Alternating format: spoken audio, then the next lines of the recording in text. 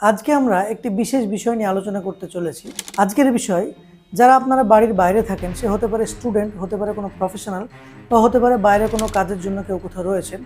Mace, hostel, ভাড়া বাড়ি বা এক কথায় বাড়ির বাইরে, যেখানে আপনার কেয়ার নেওয়ার কেউ নেই, যেখানে আপনি আপনার সর্বেসর্বা, আপনি নির্ধারণ করছেন আপনি কখন খাবেন, আপনি কখন ঘুমাবেন, আপনি সব কিছু নিজে একা একা করছেন।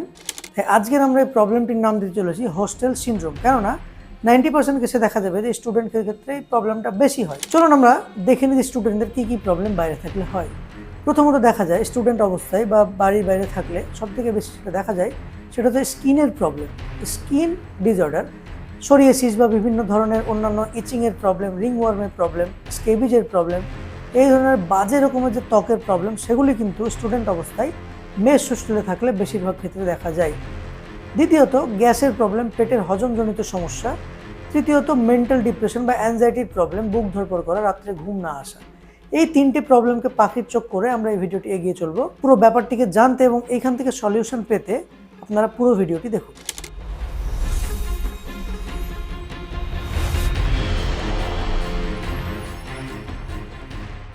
হোস্টেল সিনড্রোমে প্রথম যে ইম্পর্টেন্ট পয়েন্টটি আপনাকে বললাম, যে ত্বকের সমস্যা, স্কিনের সমস্যা, সোরিয়াসিস, স্কেবিজ বা রিংওয়ার্ম বা অন্যান্য কোনো ধরনের ত্বকের প্রবলেম, বা অত্যন্ত ড্রাইনেস, ফেটে যাওয়া স্কিন বা কালার চেঞ্জ হয়ে যাওয়া, এই সমস্যাগুলি আসলে কি হয় যখন আমরা মেস বা হোস্টেলে থাকি, তখন আমাদের স্কিন বেশিরভাগই অন্যান্য সবার স্কিনের সঙ্গে এক্সপোজড হয়ে থাকে। আমাদের বিছানায় হয়তো অন্য কেউ এসে বসছে, বা আমরা অন্য কারো গামছা বা তোয়ালে ইউজ করছি, অন্য কারো ড্রেস ইউজ করছি, বা খুব গাদাগাদিভাবে আমরা এক জায়গায় একসঙ্গে থাকছি, একই বাথরুম খুব বেশি মানুষজন ইউজ করছি। এইগুলোর জন্য কিন্তু বেশিরভাগই একটি বাহিত রোগ তৈরি হয়, যে কোনোভাবে আপনার সঙ্গে ঠেকে বা কন্ট্যাক্টের কারণে সেই রোগটি আপনার মধ্যে চলে যাচ্ছে বা অন্য কারো কাছ থেকে আপনার মধ্যে আসছে। এমনকি খুশকির প্রবলেম এবং বিশেষ করে মাথায় উকুনের প্রবলেম খুব বেশি দেখা যায়। কারণ উকুন কিন্তু, যার উকুন আছে তার পাশে যদি আপনি কিছুদিন ঘুমন বা কাছাকাছি থাকেন, উকুন ট্রান্সমিশন হয়ে যাওয়ার চান্স খুবই বেশি। তাই এই প্রবলেমটি আসলে বড় কোনো প্রবলেম নয়, এর একটি প্রতিকার রয়েছে, যেটি হলো কন্ট্যাক্টলেস বা ম্যাক্সিমাম কন্ট্যাক্ট থেকে দূরে থাকা, বেঁচে থাকা। নিজের বিছানা চাদর সবসময় ঝেড়ে পুছে রাখা, সেটিকে পরিষ্কার রাখা, খুব বেশি কন্ট্যাক্টে কাছাকাছি না যাওয়া। এই ক্ষেত্রে আপনাদেরকে কন্ট্যাক্ট যতটা সম্ভব দূরে থাকাই ভালো। কেননা নিজের গামছা বা নিজের তোয়ালে শুধু নিজেই ইউজ করলেন, অন্য কারোরটা ইউজ না করা, বা নিজেরটা অন্য কাউকে ইউজ করতে না দেয়া, for the prevention for your better life. এবং এর সঙ্গে তার সাথে সাথে বিভিন্ন ধরনের বাথরুমকে পরিষ্কার রাখা, খুব বেশি নোংরা না রাখা, বিছানার চাদরকে ঝেড়ে রাখা, ঠিকঠাকভাবে স্নান করা, না স্নান করে বেশিরভাগ সময় না কাটানো। এছাড়াও ড্রাই যাতে না হয়ে যায় জন্য শীতকালে ময়েশ্চারাইজার ইউজ করা, বা রোদে বেশ কিছুক্ষণ বসে থাকা তেল মেখে, এই ধরনের যে অভ্যেসগুলো রয়েছে এগুলো কিন্তু খুবই ফলদায়ক হতে পারে, ফলপ্রসূ হতে পারে স্কিন ডিজিজকে ঠেকানোর জন্য। এবারে স্কিন ডিজিজ যখন হয়েই গেছে তখন আর কি করা যাবে? তখনও করা যাবে বন্ধুরা। তখন ট্রিটমেন্ট করার সঙ্গে সঙ্গে ডিস্টেন্স নিতে হবে, কারণ আপনার কাছ থেকে কিন্তু আবার আর কারোর কাছে ছড়াতে পারে। এই জন্য সমস্যা হয়ে গেলে ডাক্তার দেখান। সুস্থ হয়ে যাওয়ার পর আপনি, বা সুস্থ হয়ে যাওয়ার মধ্যে ট্রিটমেন্ট চলাকালীনই নিজেকে একটু ডিস্টেন্স নিন, সুন্দরভাবে সাজিয়ে গুছিয়ে থাকুন। ডিস্টেন্স মানে শারীরিক দূরত্ব, মেন্টাল দূরত্ব কিন্তু নয়। এরপর দ্বিতীয় যে প্রবলেমটি হোস্টেল সিনড্রোমে আমরা আলোচনা করব, সেটি হলো মানসিক সমস্যা, মেন্টাল স্ট্রেস, অ্যাংজাইটি, ডিপ্রেশনের মতো প্রবলেম। প্রথমত তো যারা মেস হোস্টেলে বা বাইরে থাকেন, তারা বাড়ির থেকে দূরে থাকা, একা একা থাকা, এটা একটু বড় প্রবলেম রয়েছে। কেননা নিজের কাছের মানুষজনের থেকে দূরত্বে থাকা অবশ্যই কষ্টদায়ক, অবশ্যই সেটি একটি পেনফুল কন্ডিশন। সেই জন্য এমনিতেই প্রথম দিকে অনেকের মন খারাপ থাকে, কিন্তু মানিয়ে নেওয়ার পরেও কিন্তু অনেকের অ্যাংজাইটি বা স্ট্রেসের প্রবলেম দেখা যায়। কেননা অনেকের পড়াশোনা রিলেটেড স্ট্রেস থাকে, যে এত দূরে আমি একা একা রয়েছি, পড়াশোনা ঠিকঠাক হচ্ছে কিনা, বা সামনে এক্সাম আছে সেই জন্য কোনো চাপ রয়েছে, সেই এক্সামের একটি টেনশন, অ্যাংজাইটিতে সে ভুগছে। যেই অ্যাংজাইটির কারণে আস্তে আস্তে তার প্যালপিটেশন বেড়ে যাচ্ছে, এমনকি আপনার হার্টে বিভিন্ন ধরনের প্রবলেমও দেখা যাচ্ছে, উচ্চ রক্তচাপও হয়ে যাচ্ছে অল্প বয়সে। এমনকি অ্যাংজাইটির জন্য ঘুম হচ্ছে না, ঘুমের প্রবলেম হচ্ছে।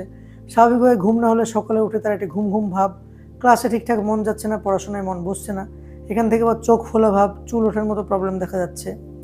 এছাড়া আরও বিভিন্ন ধরনের মানসিক প্রবলেম রয়েছে, কারণ একা একা কাটানো একটা সত্যি পেনফুল ব্যাপার। এবং বাইরে থাকতে থাকতে একসময় তার এই স্ট্রেসটি, অ্যাংজাইটিটি সে নিজের সঙ্গে মানিয়ে নিচ্ছে, যেন এই অ্যাংজাইটির সঙ্গে সে ছিল, এটি যেন তার রোজগার একটি সর্বক্ষণের সঙ্গী। থাকতে থাকতে একসময় দেখা যাচ্ছে তার হাই বিপি হয়ে যাচ্ছে, ব্লাড প্রেশারের প্রবলেম দেখা যাচ্ছে, বা আরও বিভিন্ন ধরনের প্রবলেম দেখা যাচ্ছে, ব্রেনে কোনো সমস্যা দেখা যাচ্ছে, ইত্যাদি ইত্যাদি হচ্ছে। তো এইগুলি কিন্তু হোস্টেল সিনড্রোমের একটি বড় একটি ব্যাপার, যে আপনার বিভিন্ন ধরনের সাইকো প্রবলেম হচ্ছে বা মেন্টাল সমস্যা হচ্ছে। এই জন্য আপনি বন্ধুদের সঙ্গে, বাড়ির মানুষের সঙ্গে পরামর্শ নিন, প্রয়োজনে কোনো সাইকোথেরাপিস্টের সঙ্গে আলোচনা করুন। এইবার আমরা তৃতীয় এবং হোস্টেল সিনড্রোমের সমস্ত প্রবলেমের যে মেন ভিলেন তাকে নিয়ে আলোচনা করব। সেটি হলো পেটের সমস্যা। এই পেটের সমস্যার জন্যই যত মেন্টাল প্রবলেম, অ্যাংজাইটি, এমনকি এই পেটের সমস্যার জন্য যত স্কিন ডিজিজ। বিশ্বাস হচ্ছে না? আসলে আপনাকে রিয়েলিটিটা জানানো দরকার। আমাদের পেট এমন একটি জিনিস যার সঙ্গে প্রত্যেকটা সিস্টেম জড়িত। গাট ব্রেন অ্যাক্সিস বলে একটি জিনিস রয়েছে, যার অর্থ আপনার গাট বা আপনার পেটের সঙ্গে আপনার ব্রেন মুহুর্মুহু সব সময় হাজারো লাখো নিউরনের মাধ্যমে কন্ট্যাক্ট করে যাচ্ছে, কানেকশন কিন্তু চলছেই। সবসময় ব্রেনের সঙ্গে পেটের একটি সংযোগ রয়েছে। জানতে চাইছে ব্রেন যে পেট কেমন রয়েছে, পেটও জানাচ্ছে যে আমি কেমন রয়েছি। এই পেট ভালো থাকার সঙ্গে কিন্তু মন ভালো থাকার একটা বিরাট ব্যাপার রয়েছে। অনেকেই জানেন আপনারা, পেট ভালো না থাকলে কিন্তু মনও ভালো থাকে না, বা পেট ভালো থাকলে মনও ভালো থাকে। সকালে হয়তো পায়খানা ক্লিয়ার হয়ে গেছে, তারপর আপনি ভালো ব্রেকফাস্ট করেছেন, স্বাভাবিকভাবে আপনার মনটি একটু ফুরফুরে থাকবে। সকালে আপনার পায়খানা ক্লিয়ার হয়নি, আপনি কিছু খাননি, না খেয়ে রয়েছেন, স্বাভাবিকভাবে একটা খিটখিটে মেজাজ, একটা ক্লান্ত ভাব আপনার কিন্তু দেখা যাবে। এছাড়াও খাবারের কারণে ম্যাল অ্যাবজর্পশন হবে। দীর্ঘদিন আপনি না খেয়ে ম্যাগনেসিয়াম, ক্যালসিয়ামের মতো, আয়রনের মতো, ভিটামিন B12 মতো ভালো ভালো মাইক্রোনিউট্রিয়েন্টস এবং ভিটামিনস, বিভিন্ন অ্যান্টিঅক্সিডেন্টসের অভাব বা ঘাটতি আপনার শরীরে দেখা যাবে। সেটি পূরণ করতে পারবে না। এখানে ব্যথা, সেখানে ঝিনঝিনি ভাব, সেখানে অসাড় ভাব, সেখানে সমস্যাগুলো রয়েছে। পেটে ঠিকঠাক ধরনের খাবার না যাওয়ার জন্য, পুষ্টিগত ঘাটতির কারণে আপনার শরীর এক্সপোজড হয়ে যাবে বাইরের বিভিন্ন জীবাণুর প্রতি। স্বাভাবিকভাবে যে কোনো ধরনের কিছু অ্যালার্জির প্রবলেম বা স্কিন ডিজিজ আপনাকে সহজে সেগুলো অ্যাটাক করে ফেলবে, এবং অ্যাটাক করার পরে কিন্তু আপনার স্কিন ডিজিজ হবে। এখান থেকে আমি কানেকশনটা দেখাতে চাইছি স্কিন ডিজিজের সঙ্গে আপনার পেটের বা গ্যাস্ট্রোইন্টেস্টিনাল সিস্টেমের কত ইম্পর্ট্যান্ট একটা যোগাযোগ রয়েছে। তো হোস্টেল সিনড্রোমে কিন্তু তাহলে দেখা গেল যে মাদার অফ অল প্রবলেম আসলে হলো আপনার পেটকে ভালো রাখতে হবে। এবার প্রশ্ন হচ্ছে যে মেস হোস্টেলে বা বাইরে কীভাবে পেটকে আপনি ভালো রাখবেন? এখানে তো খাবার দাবার ঠিকঠাক পাওয়া যায় না বেশিরভাগ ক্ষেত্রেই। আমরা দেখে থাকি মেস হোস্টেলে খাবার সত্যি বেশিরভাগ ক্ষেত্রে খারাপই হয়, কেননা সেটি তাদের একটি ব্যবসার মতো। বাড়ির খাবার আপনার নিজের জন্য সুস্থ রাখার জন্য, আর মেস হোস্টেলে খাবার সেটি তাদের জন্য একটি ব্যবসা, আর আপনার জন্য জাস্ট পেট ভরানোর একটি মাধ্যম। এখানে আপনি কী করবেন?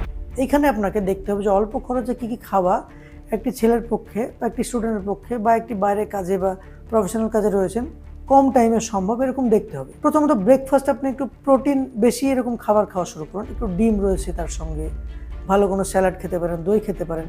সেটাও সম্ভব না হলে ওটস টাইপের খাবার, বা অন্তত নিজের পক্ষে ছোলা ভিজিয়ে খাওয়া, এগুলি খাবার তো খাওয়াই যায়। এগুলি দিয়ে আপনি ব্রেকফাস্ট শুরু করুন।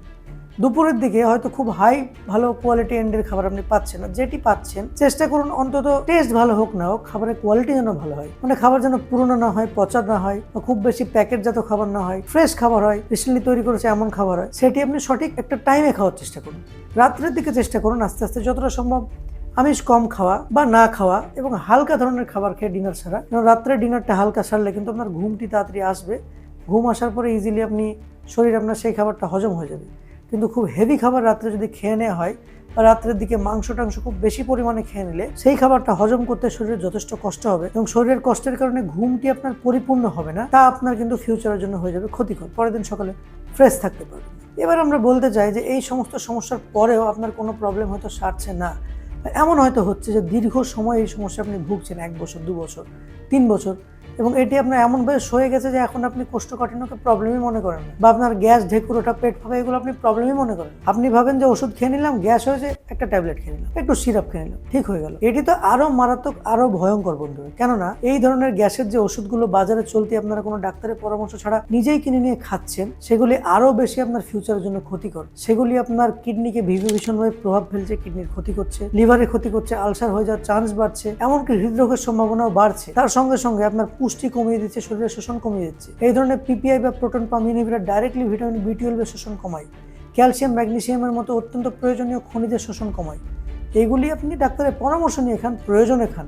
কিন্তু রোজ এইভাবে খেয়ে যাচ্ছেন, জাস্ট গ্যাস হচ্ছে একটু খেয়ে নিলাম বলে, এটি কিন্তু আরও ক্ষতি করুন। ফিউচারে আপনার এই শোষণ কমতে কমতে একসময় দেখা যাবে যাই করেন না কেন পায়খানার ক্লিয়ার হয় না, কোনোভাবে কিছু হয় না, কোনো খাবার খেলেও সেটা হজম হয় না। নিজেকে সুস্থ রাখতে প্রয়োজনে ডাক্তার পরামর্শ নিন, প্রয়োজনে দেখান। এবং এই ক্ষেত্রে আমাদের হোমিওপ্যাথি ভীষণভাবে উপযোগী। হোমিওপ্যাথি কিন্তু এই ধরনের ক্রনিক কেসে খুব ভালো কাজ করে, যেখানে দেখা যায় দীর্ঘদিন ভুগে একটা সমস্যা আরও অনেক বাড়িয়ে ফেলেছেন, বা ছোট একটা সমস্যা দীর্ঘদিন ভোগার কারণে এমন অবস্থায় দাঁড়িয়েছে সহজে কোনো ওষুধ কাজ করছে না, কাজ হচ্ছে না।